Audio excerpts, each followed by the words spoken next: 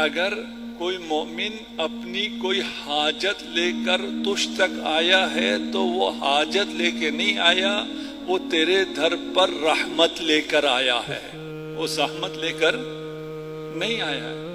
وہ تجھ سے پیسے جو مانگ رہا ہے وہ پیسے لے جانے کے لیے نہیں آیا ہے، وہ پیسے دینے کے لیے آیا ہے۔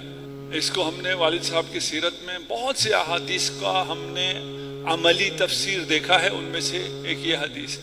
اب محبت کرتے تھے، پیار کرتے تھے فقراء سے، مومنین سے، مریضوں سے۔ ابھی آخری سالوں میں والد صاحب جامع اہل بیت ہوتے تھے، ان کے کمرے کے ساتھ ایک کمرہ جس میں وہ ہمیشہ مریضوں کو رکھتے تھے۔ اطراف سے جو مریض آتے ہیں، علماء ہیں، مومنین ہیں اور غریب ہیں، ان کو وہ اپنے ساتھ والے کمرے میں رکھتے تھے۔ تو ہم نے آپس میں مشورہ کیا کہ میں اپنا آفس والد صاحب کے ساتھ بناتا ہوں، ان کو ضرورت ہوگی۔ اور میں نے جا کے اجازت مانگی، انہوں نے اجازت نہیں دی۔ بڑے بھائی شیخ اسحاق انہوں نے جا کے بات کی، پتہ نہیں کیا کیا کہا، تو انہوں نے اجازت دے دی کہ چلو ٹھیک ہے، اس میں آفس بناؤ۔ ہم نے تھوڑا سا کو رینویٹ کیا۔ ایک دن میں وہاں جا رہا تھا، پوچھا کہ یہ کیا کر رہے ہو؟ میں کہا میں اپنا آفس آپ کے پاس لے کے آ رہا ہوں۔ فرمایا پھر میرے مریض کہاں جائیں گے؟ ان کے یہاں اور بہت کمرے ہیں، ان کا انتظام کریں گے۔ کہا نہیں، وہ میرے آنکھوں کے سامنے ہونے چاہیے، تم جاؤ جہاں جانا ہے چلے جاؤ۔